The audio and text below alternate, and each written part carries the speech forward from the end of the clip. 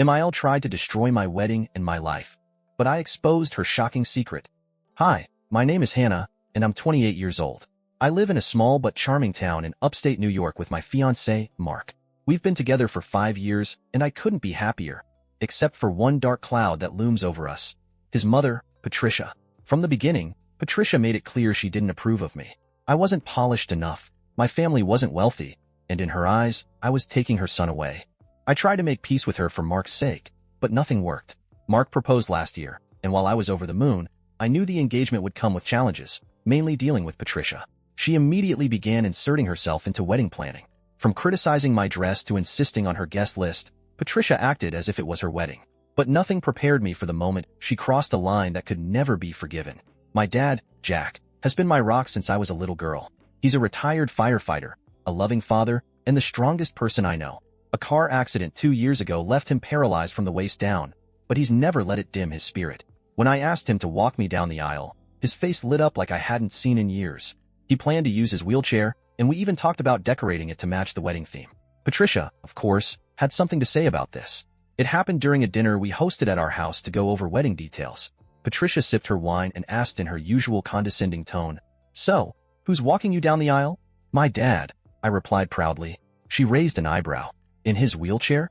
"Yes, Patricia," I said, forcing a smile. "He's my dad, and I can't imagine anyone else doing it." Patricia sighed dramatically. "Hannah, don't you think that's, well, embarrassing?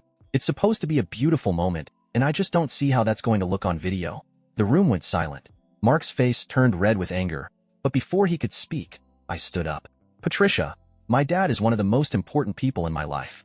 If you can't see the beauty in him walking me down the aisle, maybe you shouldn't be there at all." She gasped, clutching her pearls like a character in a soap opera. "You're overreacting, Hannah. I'm just thinking about appearances." "Then maybe you should think about not showing yours," I shot back before walking out of the room. Mark followed me, apologizing profusely for his mother's behavior. He assured me he'd handle it, but I wasn't sure how. Patricia wasn't the kind of person who listened to reason. The next day, Mark told me he had a stern conversation with his mom and made it clear that if she couldn't be respectful, she wouldn't be welcome at the wedding. Patricia, predictably, played the victim, calling me manipulative and accusing me of turning her son against her. Things escalated quickly. Patricia started a smear campaign among Mark's extended family, claiming I was destroying their family. Some of them bought into her narrative, and we started receiving cold shoulders and passive-aggressive comments from relatives we'd always gotten along with. But the breaking point came when Patricia showed up uninvited at my house. It was a rainy Saturday afternoon. I was home alone, folding laundry and listening to music, when I heard a loud knock on the door. Looking through the peephole, I saw Patricia standing there, soaking wet and visibly angry. I hesitated but eventually opened the door a crack. "Patricia, what are you doing here?" "We need to talk," she said, pushing the door open further. "What's there to talk about?" "You've made your feelings very clear," I said, trying to keep my voice calm. She stepped inside, her heels clicking on the hardwood floor. "You're tearing this family apart, Hannah. My son deserves better than someone who can't even maintain peace. And that stunt with your father? It's just selfish." I felt a surge of anger. "Get out, Patricia. You're not welcome here." Instead of leaving, she lunged toward me, grabbing my arm with surprising force. "You don't deserve him," she shouted. I managed to pull away and yelled, "Mark will hear about this, and so will the police if you don't leave right now." That seemed to snap her out of whatever rage she was in. She stormed out, slamming the door behind her.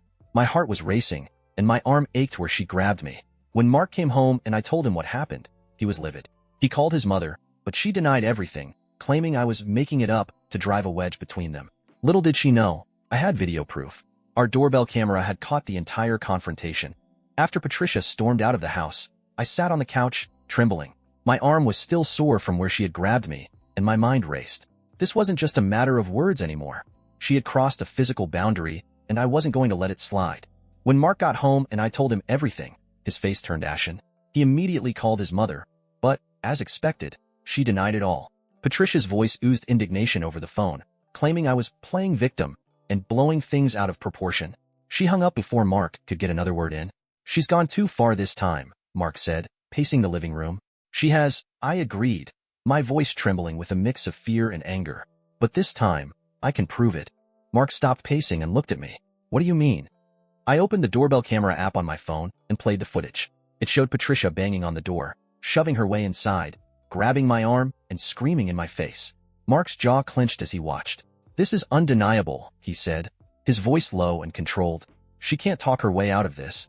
But the real question was, what were we going to do about it? Mark suggested we take the video to the rest of the family. I hesitated. While it would feel satisfying to expose Patricia, I wasn't sure how the family would react. Some of them had already taken her side, and I didn't want to fuel more drama. But Mark insisted. "She's turning people against you, Hannah," he said. "They deserve to know the truth. And if they still choose to believe her, then maybe we don't need them in our lives." That night, Mark composed a group message to his family, attaching the video and a short explanation of what had happened. He was firm but respectful, making it clear that we would no longer tolerate Patricia's behavior. The fallout was immediate. The next morning, my phone was flooded with messages. Some family members expressed shock and support, apologizing for doubting me. Others, however, doubled down on their loyalty to Patricia, accusing me of manipulating the situation and dragging the family through unnecessary drama. Patricia, of course, was furious. She called Mark repeatedly, leaving voicemail after voicemail filled with rage and crocodile tears. "How could you do this to me? I'm your mother," she wailed in one of them. Mark didn't respond. He blocked her number instead. For a few days, things were quiet. It felt like a weight had been lifted, even though the family was still divided. I focused on finalizing wedding plans with my dad, who was as supportive as ever. We started practicing how he would roll down the aisle with me, and each rehearsal made me more excited for the big day. But Patricia wasn't done with us. One evening, as Mark and I were sitting on the couch, there was a loud knock at the door. My stomach sank.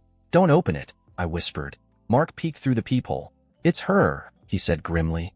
I quickly opened the doorbell app on my phone and started recording again, just in case. Mark opened the door a crack, keeping the chain on. "What do you want, Mom?" he asked coldly. Patricia's face was a mix of desperation and fury. "Mark, please. We need to talk. You've been brainwashed by that woman." She pointed toward me, her voice dripping with venom. Mark didn't budge. "Go home, Mom. You're not welcome here." "Not until you listen to me," she shouted, trying to push the door open. The chain held firm, but the force rattled the frame. Mark sighed and shut the door in her face. She banged on it for another minute before storming off, yelling about how we were ungrateful and disrespectful. Later that night, I got a call from my dad. "Hannah, I think Patricia is trying to stir up more trouble," he said. "What do you mean?" "She called me earlier, saying you and Mark were spreading lies about her," he explained. "She even tried to guilt me into convincing you to let her come to the wedding." "What did you say?" "I told her that any mother who tries to hurt her future daughter-in-law has no place at the wedding," he said firmly. I couldn't help but laugh, despite the tension. "Thanks, Dad." But Patricia's attempts to sabotage our happiness weren't over. Little did we know, her next move would take things to a whole new level. A few days after her dramatic visit, I started receiving strange texts from unknown numbers. The messages were riddled with guilt trips and passive-aggressive jabs. "You're tearing this family apart. Mark deserves better than someone who disrespects his mother. Maybe you should rethink your place in his life." I blocked each number as it came, but it was clear Patricia had enlisted others to do her bidding. At this point, it was more exhausting than upsetting. Mark, however, was livid. "She's rallying people like it's some kind of war," he fumed. "This has to stop." And then, she crossed another line. Mark's boss called him into a meeting. Apparently, someone had sent an email accusing Mark of unethical behavior at work. An anonymous tip, claiming he had been mismanaging resources and abusing his position. Mark was stunned. He had an impeccable record and knew the accusations were baseless. "It's her," he said when he came home that evening, his face pale with anger. Who else would stoop this low? We couldn't prove it, of course, but the timing was too coincidental. Patricia's vendetta against us was escalating, and it was starting to affect Mark's career. We decided it was time to consult a lawyer. The lawyer, a sharp and empathetic woman named Clara, listened to our story with a calm but serious expression. "If you have the recordings and messages, you already have a strong case for a restraining order," she said. "Do we really need to go that far?" Mark asked, a trace of hesitation in his voice. Clara nodded. "Her behavior is escalating. If you don't take legal action now, it could get worse. You need to set boundaries, and a restraining order is a clear way to do that." It wasn't an easy decision, but we agreed. Clara helped us file the paperwork, and within a week, we had a temporary restraining order against Patricia. She was prohibited from contacting us directly or indirectly, and any violation could lead to legal consequences. When Patricia was served the papers, the fallout was immediate. She went on a rampage, calling every family member she could and spinning the narrative in her favor. She claimed we were ungrateful children, and that I was poisoning Mark against his own mother. Some family members bought into her lies, but others reached out to us privately, offering their support. "We've seen how she treats you," one cousin wrote. "You're doing the right thing by standing up to her." For a brief moment, it felt like we could finally breathe. Patricia went radio silent. likely because she didn't want to risk breaking the restraining order. We started to focus on the wedding again, hoping the drama was behind us. But Patricia wasn't done yet. 2 weeks before the wedding, Mark and I returned home from running errands to find our front yard trashed. Broken flower pots, torn up plants, and graffiti on our garage door that read, "You'll regret this." My heart sank. "Do you think it was her?" I asked, though I already knew the answer. Mark didn't say anything. He was already pulling out his phone to check the doorbell camera footage. Sure enough, there she was. Patricia, in broad daylight, smashing our property and spray painting the message. She didn't even bother to hide her face. "This is it," Mark said, his voice shaking with anger. "She's going to pay for this." We called the police and handed over the footage. The officers assured us they would handle it, but the whole situation left me feeling sick. This wasn't just a petty family feud anymore. It was harassment. The next day, Patricia was arrested for violating the restraining order and vandalizing our property. Mark and I felt a mix of relief and sadness. As much as she had hurt us, it was painful to see his mother brought to such a low point. But the story didn't end there. While Patricia was released on bail, we started hearing whispers that she was planning something big for the wedding day. A cousin tipped us off, saying she overheard Patricia talking about teaching us a lesson we'd never forget. "Do you think she'll actually show up?" I asked Mark, my anxiety building. "She's unpredictable," he admitted, "but we'll be ready for her." We hired security for the venue and made sure all our vendors were aware of the situation. My dad, ever the protector, even offered to have a few of his old friends stationed at the entrance. As the wedding day approached, I couldn't shake the feeling that something was about to happen. I just didn't know what. The morning of the wedding was a whirlwind of emotions. My bridesmaids were buzzing around, fixing last-minute details, while I sat in front of the mirror, trying to keep my hands steady as I applied my makeup.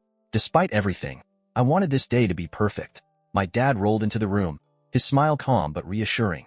"You ready, kiddo?" he asked, his voice steady as always. "Almost," I said, giving him a nervous smile. "Thanks for being here, Dad. I mean, after everything." He cut me off with a wave of his hand. "Nothing could keep me from walking you down that aisle, not even a hurricane like Patricia." We both laughed, but deep down, I was still on edge. The ceremony was scheduled for early afternoon. Guests began to arrive, all smiles and compliments, unaware of the storm brewing in the background. Mark was already at the altar, looking handsome and calm, as if none of this drama had ever touched him. But I knew better. Security was stationed discreetly at the venue's entrance, their eyes scanning every guest. I kept glancing toward the back, half expecting Patricia to burst in at any moment. The ceremony began without incident. My dad and I made our way down the aisle, his wheelchair gliding smoothly over the decorated pathway. Guests wiped away tears as we approached Mark, who was beaming with pride. For a moment, I allowed myself to relax. Maybe Patricia had finally realized she couldn't win. But then came the reception. The dinner had just started when the first disruption occurred. A waiter approached me with a puzzled expression. "Ma'am, there's someone outside demanding to be let in. She says she's the groom's mother." My heart sank. "Is security handling it?" "Yes, but she's making a scene," the waiter replied. Mark noticed my expression and immediately stood. "I'll deal with it," he said, but I grabbed his arm. "No," I said firmly. "We'll deal with it together." We walked to the venue's entrance, where Patricia was in full meltdown mode. She was screaming at the security guards, demanding to see her son. "This is my family's wedding. You can't keep me out," she shouted, her voice echoing across the parking lot. When she saw us, her expression shifted to one of pure rage. "Mark, how could you let her do this to me?" she yelled, pointing an accusatory finger at me. Mark stepped forward, his voice calm but resolute. "Mom, you weren't invited because you made it impossible to trust you. You've crossed every line, and you're not welcome here." Patricia's face turned red. "I'm your mother. You owe me respect." "No," Mark said, his voice firm. "Respect is earned, not demanded." I could see Patricia's anger boiling over. She lunged toward us, but the security guards quickly stepped in, restraining her before she could get any closer. "You'll regret this," she screamed as they escorted her away. Mark and I stood there for a moment, taking in what had just happened.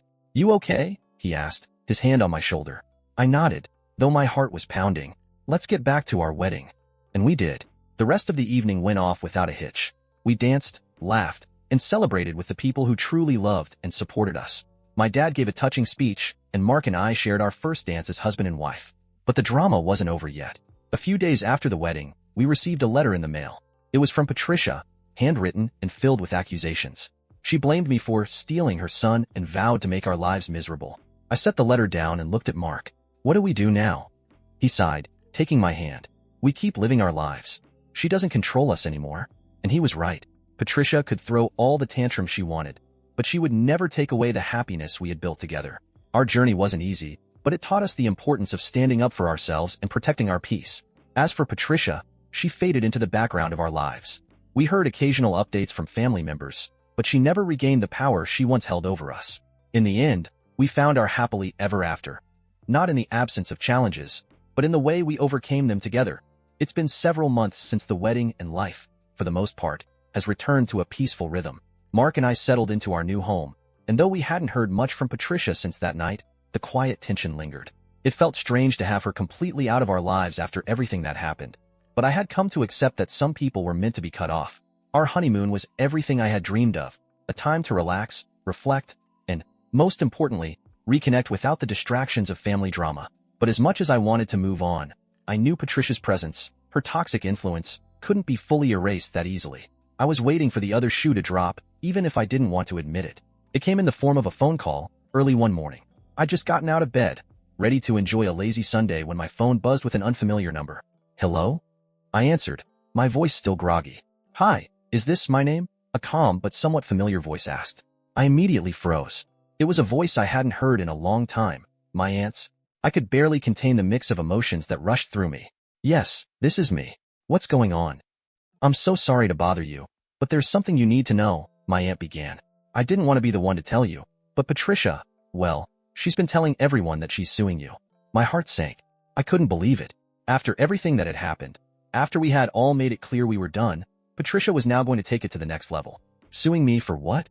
I managed to ask, feeling both numb and confused. For alienation of affection, my aunt explained, almost as if it was something normal. She's claiming that you've brainwashed Mark into cutting her off and that you've interfered with their relationship. My blood boiled. That's ridiculous. She's the one who's been causing all this drama. Not me. I didn't do anything to her. I know, sweetheart. But you know how she is. She's determined, and now she's involved a lawyer. I couldn't believe what I was hearing. It felt like everything I had worked so hard to achieve was now on the verge of being destroyed by this woman's obsession with control. I don't know what to do, I admitted, panic creeping into my voice. I thought she'd be done with us by now. I didn't expect her to drag us into a legal battle. You have to stay strong, my aunt said, her voice firm. This is just another attempt to manipulate the situation. You'll be fine, but you need to stay ahead of her. Mark was in the next room, getting ready for the day. I called him over and explained the situation, and I could see the anger flash across his face. This is insane, he muttered, pacing back and forth. She's not going to get away with this. We'll fight her. I'm not going to let her ruin what we have. The weeks that followed were a blur of legal consultations, sleepless nights, and constant stress. Patricia's lawyer sent us a demand letter, listing all her allegations. Accusations that made no sense, but that she was determined to see through. At times, it felt like we were living in a nightmare, constantly looking over our shoulders, wondering what she would try next. But despite the chaos, Mark and I stood firm. We were determined to protect our relationship, to protect our peace, no matter how hard Patricia tried to disrupt it. We knew that this wasn't just a fight for us, but for the life we were building together, and we refused to let her tear that down. The months dragged on, and then came the unexpected. One afternoon, as we were preparing for another round of legal battles, we received a letter from Patricia, this time, not from her lawyer, but from her directly. I opened the envelope with trembling hands, unsure of what it would contain. When I unfolded the letter, I nearly couldn't believe my eyes. It was a simple note, a single line, written in Patricia's familiar, shaky handwriting. I'm done. I'll leave you alone. That was all. No explanation, no apology, no grand final act of vengeance. Just that one line. I stared at the letter in disbelief. Had she really given up? Was this her surrender, or was it just another trick? I showed the letter to Mark, and we both just stood there in silence, unsure of how to process it. After everything we'd been through, was this the end of it? Was Patricia really done? I don't trust it, Mark said quietly, his eyes narrowing. But for now, we have to take it at face value. As we sat there, reflecting on everything, I realized that while the road ahead wouldn't always be easy, we had overcome so much already. Patricia may have tried to tear us apart, but in the end, we were stronger than her lies, her manipulation, and her hatred. And if this was truly the end of her involvement in our lives, we could finally breathe easy. We had taken control of our own destiny, but I couldn't shake the feeling that something more was yet to come.